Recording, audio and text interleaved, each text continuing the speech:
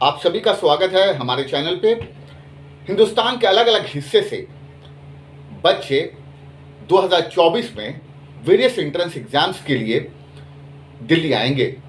खासकर जामिया, अलीगढ़ और सीयूईटी के वेरियस एंट्रेंस एग्जाम्स को वो देने की कोशिश करेंगे, क्वालिफाई करने की कोशिश करेंगे। हम लगातार उनके लिए वीडियोस बनाएंगे, खासकर जनरल नॉलेज के वीडियोस। वो किसी भी एंट्रेंस एग्जाम्स के लिए वो अप्लाई करें, हम एक उनको रास्ता देंगे। हम उनको एक ट्रैक रिकॉर्ड क्वेश्चन बताएंगे कि किस तरह के ट्रैक रिकॉर्ड क्वेश्चन। ये मेरा पहला वीडियो है जो हम आज बनाने जा रहे हैं। हमारी कोशिश है कि हम बच्चों की मदद कर सकें जो हिंदुस्तान के अलग अलग हिस्से में बैठे हैं, वो अच्छी कोचिंग नहीं कर पा रहे हैं और वो जामिया का सपना देखते हैं, एएमयू का सपना देखते हैं, दिल्ली यूनिवर्सिटी का सपना देखते हैं, मगर उनको रास्ता नहीं पता चलता कि वो कैसे करेंगे। तो हम उनके लिए बहुत मेहनत करके ट्रैक रिकॉर्ड क्वेश्चंस का एक बंडल, 15-15 क्वेश्चंस का बंडल हम बनाकर एक साथ प्रेजेंट करेंगे। ये ऐसे क्वेश्चन हैं, अगर इन 7-8 सालों में देखा जाए तो ये क्वेश्चन बार बार एक न एक साल के बाद, गैप के बाद या अलग अलग एंट्रेंस एग्जाम में रिपीट कर रहे हैं। तो आप लगातार हमारे चैनल के साथ जुड़े रहिएगा।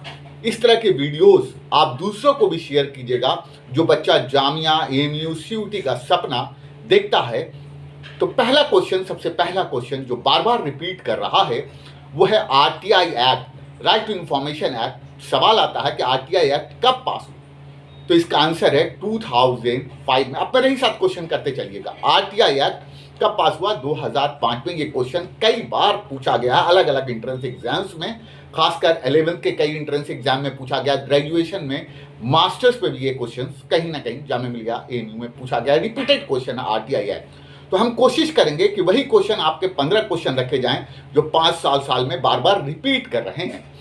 दूसरा क्वेश्चन जो हम आपके सामने रखने जा रहे हैं, राइट टू एजुकेशन एक्ट पूछता है कि राइट टू एजुकेशन एक्ट कब पास हुआ। ये भी क्वेश्चन कई बार रिपीट किया हुआ क्वेश्चन है अलग अलग एंट्रेंस एग्जाम में। तो राइट टू एजुकेशन एक्ट 2009 में ये क्वेश्चन भी बहुत इंपॉर्टेंट बना रहेगा। तो कोशिश कर रहा हूं कि मैं उन क्वेश्चन को आपके सामने रख सकूं जो क्वेश्चन आपके लिए बहुत इंपॉर्टेंट है। एक क्वेश्चन है फंडामेंटल ड्यूटीज, कि फंडामेंटल ड्यूटीज कितनी है, तो 11 फंडामेंटल ड्यूटीज हैं।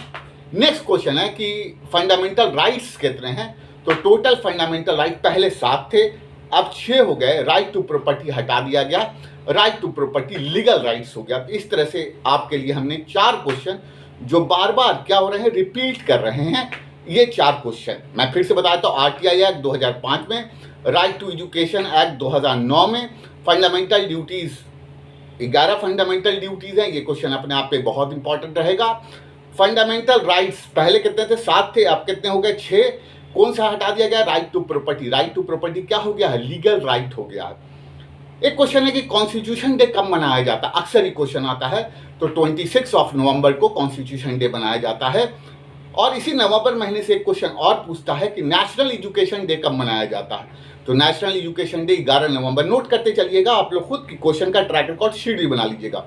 तो नेशनल एजुकेशन डे 11 नवंबर। ये 2 क्वेश्चन डेट से नवंबर के बहुत इंपॉर्टेंट है। उसी तरह से डेट से हम क्वेश्चन देखें, 5 जून वर्ल्ड इन्वायरमेंट डे। ये भी कई बार क्वेश्चन पूछा गया, 5 जून वर्ल्ड इन्वायरमेंट डे। उसके बाद एक क्वेश्चन है जून से ही 21 जून वर्ल्ड योगा डे। देखिए 2014 के बाद ये क्वेश्चन लगातार एक साल के गैप पर 21 जून वर्ल्ड योगा डे पूछा गया। तो ये 4 डेट के हमने क्वेश्चंस, आप मेरे साथ ही शीट बनाते चलिए, लिखते चलिए। फिर हम आगे थोड़ा बढ़ते हैं। 2 क्वेश्चन और जो रिपीट करता है, बार बार रिपीट कर रहा है। 8 मार्च वुमेन्स इंटरनेशनल डे, ये क्वेश्चन भी बार बार रिपीट कर रहा है। फिर इसके बाद एक क्वेश्चन और है 4 फरवरी वर्ल्ड कैंसर डे। ये भी क्वेश्चन बार बार रिपीट कर रहा है, 4 फरवरी वर्ल्ड कैंसर डे। अब थोड़ा और आगे लेके चलते हैं। 2 किताब जो अक्सर more of the time repeat कर रही है। एक किताब है विंग्स ऑफ फायर, कि ये विंग्स ऑफ फायर किताब किसने लिखी? विंग्स ऑफ फायर किताब डॉक्टर एपीजे अब्दुल कलाम साहब ने लिखी। आपको पता होना चाहिए कि डॉक्टर एपीजे अब्दुल कलाम साहब जो हैं वो देश के राष्ट्रपति रहे, प्रेसिडेंट रहे। आपको ये भी पता होना चाहिए कि डॉक्टर एपीजे अब्दुल कलाम साहब को मिसाइल मैन ऑफ इंडिया कहा जाता है। आपको ये भी पता होना चाहिए कि डॉक्टर एपीजे अब्दुल कलाम साहब को भारत रत्न अवार्ड से नवाजा गया। एक बार एंट्रेंस एग्जाम में पूछा कि Bharat Ratna which of the following is the highest civilian award, तो Bharat Ratna highest civilian award है, ये अपने आप में एक इंपॉर्टेंट क्वेश्चन है। एक बार और पूछा गया कि भारत रत्न अवार्ड जो कॉन्स्टिट्यूट हुआ कब हुआ, तो 1954 में हुआ, ये भी अपने आप में इंपॉर्टेंट क्वेश्चन है। नेक्स्ट किताब की ओर हम चलते हैं, इंडिया विंस फ्रीडम। ये किताब बहुत इंपॉर्टेंट है, इंडिया विंस फ्रीडम। ये किताब मौलाना अबुल कलाम आज़ाद साहब ने लिखा, ये अपने आप इंपॉर्टेंट क्वेश्चन है। वहीं से मौलाना अबुल कलाम से एक क्वेश्चन और बार बार रिपीट करता है कि who is the first education minister of India, तो मौलाना अबुल कलाम आज़ाद साहब is the first education minister of India. ये क्वेश्चन कई बार रिपीट किया है कि who is the first education minister of India, तो मौलाना अबुल कलाम आज़ाद साहब is the first education minister of India. ये भी क्वेश्चन नोटेबल, आप मेरे साथ ही लिखते चलिएगा और क्वेश्चन को यहीं पर रिमेंबर करते चलिएगा, आपको यहीं याद हो जाएगा, मेरे साथ ही याद हो जाएगा। अगर आप एंट्रेंस की तैयारी कर रहे हैं तो मेरे साथ 15-15 क्वेश्चन डेली कोशिश करें कि उसको याद करते चलें। अच्छा, एक क्वेश्चन है जो बार बार मैं देख रहा हूँ रिपीट है, टेक्निकल क्वेश्चन है।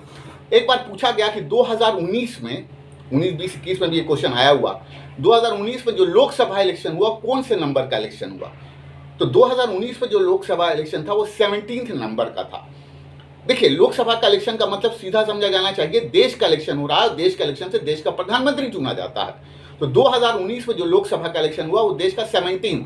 तो ये भी पूछा जा सकता है कि 2024 में आप एंट्रेंस एग्जाम देंगे तो 2024 में जो लोकसभा का इलेक्शन है 5 साल आप बढ़ जाइए तो वो 18th नंबर का हो। ये क्वेश्चन इस बार के लिए इंपॉर्टेंट रहेगा। अगर बैक इस क्वेश्चन को बनाया जाए, पूछा जा सकता है कि 2014 में या 2009 में, तो 5 साल पीछे चले जाइएगा, तो 2014 में 16th नंबर हो जाएगा, 2009 में 15th। टेक्निक सीख लीजिए कि क्वेश्चन को हम कैसे जनरेट करेंगे, क्वेश्चन का तरीका क्या, क्वेश्चन रटना नहीं है, समझना है, जनरेट करना सीखना है। एंट्रेंस एग्जाम में सबसे इंपॉर्टेंट चीज़ है क्वेश्चन का जनरेशन समझ में आना चाहिए।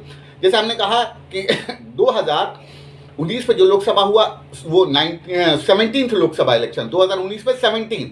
अगर हम आगे बढ़ रहे तो 5 साल पीछे बढ़ रहे तो 5 साल पीछे घट जाइएगा। तो यहाँ से 3-4 क्वेश्चन जो 2019 वाला 17 लोकसभा वाला क्वेश्चन आया हुआ, इस क्वेश्चन इस बार भी पूरी की पूरी संभावनाएं हैं कि इस तरह के क्वेश्चंस आपको आएंगे।